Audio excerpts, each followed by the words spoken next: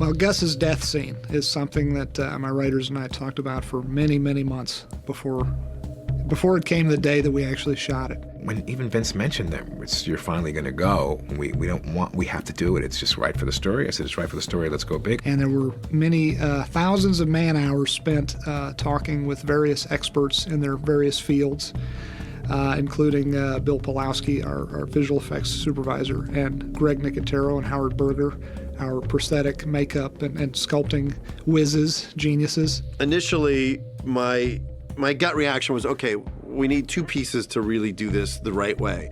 We need the prosthetic on the actor, and we will recreate as much as we can what it would look like to have half of the face missing. But I also recommended that we make a bust. We take a head cast of Giancarlo and sculpt the detail into it, not having to worry about the real actor's bone structure and everything, but actually sculpting in the clay head.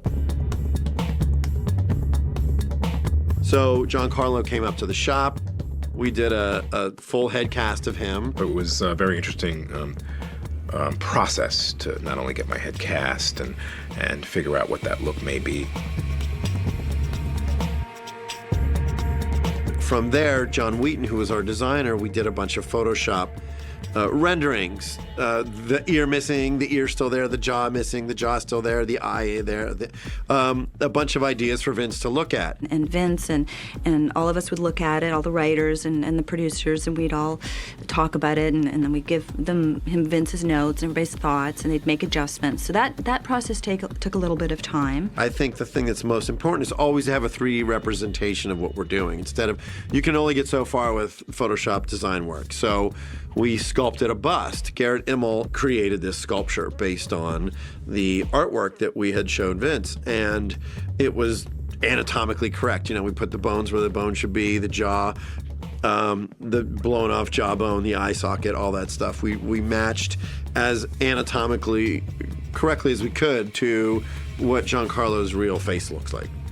And from that point on, we then sculpted a matching prosthetic that he would wear that simulated the exact same look. Once this was all approved and everybody loved it, we went ahead and we sculpted a makeup. And this is actually the makeup that's going to go onto his face. So it's pretty much a duplicate of this damage, minus all these pieces that are all blown inward, you know, all the pieces that are missing, which will then be digital augmentation. Then I'll take a marking pen and then put little tracking marks over the makeup. That way the digital guys can then map sections that are here onto that makeup. It's a great use of doing practical makeup effects and digital effects, combining them together, because the plan is obviously that when the audience sees this, they will just be blown away by what has just happened to one of the main characters. It won't be like, wow, that was a cool effect, or that was a cool makeup, or that was a cool digital effect. It'll be shocking and gutting that this is what happened to this one character.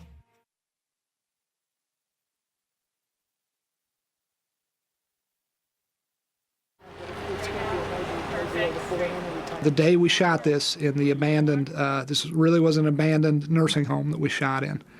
Was quite a tense day for me. I was pretty nervous that day, and I was a little on edge because I knew I was running out of time. As always, when you're directing, you're running out of time. You're running short of time to get all the things that you want to get shot. Am I correct in assuming he's calling me from inside saying everything's cool? Yes, he is. Very busy day. You know, I have a lot of makeup to go through. We have the first shot where I can just be sort of natural and normal, if you can call that, getting into the Gus character, trying to find a natural state. The only mark. And you get to go ahead.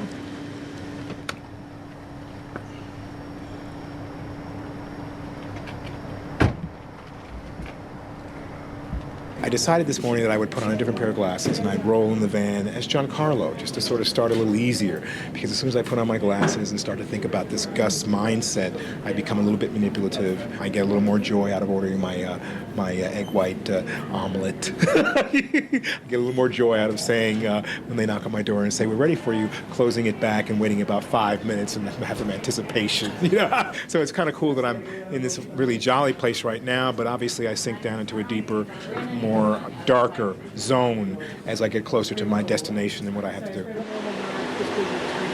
I can do it. Absolutely. We absolutely knew that season 4 was leading to the demise of Gus. We knew from the beginning.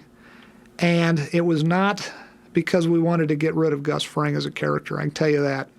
It was a sad day when we realized that Gus had to go. It's absolutely a big day as producers. I mean, having Vince here, our creator and executive producer here directing is so exciting for the cast and for the crew.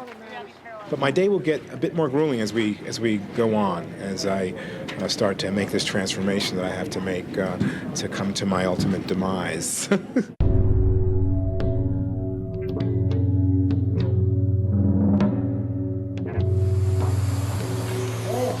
You know, the funny thing about the damage of the room post-explosion, it takes an awful lot of work to make a room look so messed up. This was, this morning, a nice pristine room. We took the window out, we put in our window, another window. We have about 3 sets of those windows. We accidentally put a couple holes in the ceiling here. Now the painters are doing the final touch to make it look like scorch marks besides the explosion, where the paint, you can see where the paint's peeling off the walls just from the heat of the explosion. And this is all done instantaneously, practically. So it's 9:30 in the morning and we're about done. And there's a real art to this, dressing it in just so that the place looks like a bomb really went off on it. Mark Hansen, my prop master in his prop department, came up with this great wheelchair wreckage so that the wheelchair looks like a bomb went off. You know, ground zero was under the seat of this wheelchair. And I remember looking at this damaged room and being so happy with it. I love the way that what's left of the glass frame is bent, and the way the what do you call them, curtains are blown out, and the ceiling looks great. And honestly, this is the main stuff we're gonna see. Yeah. So once we get around, this all looks great. We went to look at the post-explosion look, and which was thrilling because Vince got there. We couldn't have been happier with it. Okay. Great job. Great job with this. And then dressing in a few last touches. All right. Thank you, guys. Great job. Awesome.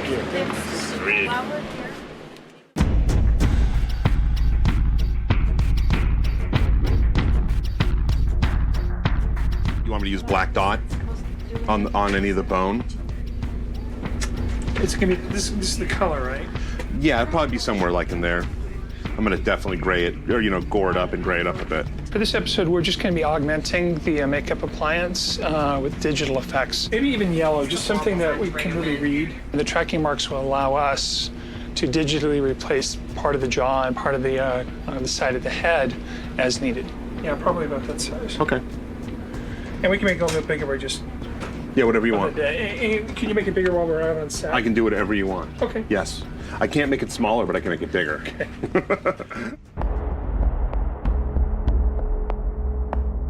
The explosion that happens is a very real-world physical effect of this big steel door being blown off its hinges by a bunch of nitrogen mortars.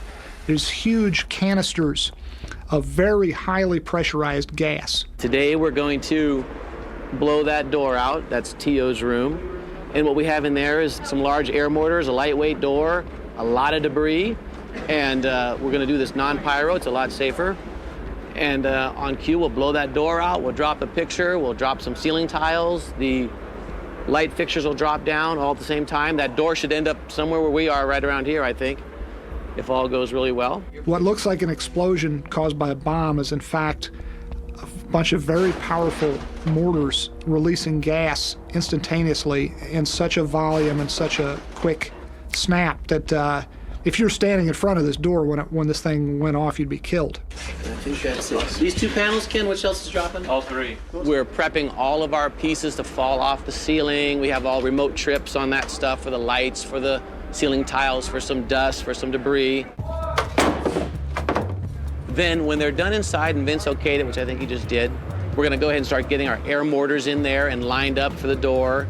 On cue, Ken's gonna push the button that's gonna trigger all the mortars, which will blow this door off at pretty high speed.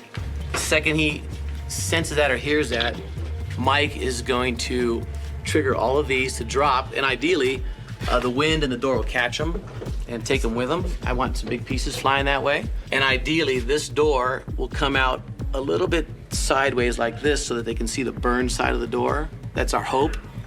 And when it comes over here, it's gonna hit this to stop it, and we hope it, I don't think it's gonna knock this over, but I think it's gonna break over this.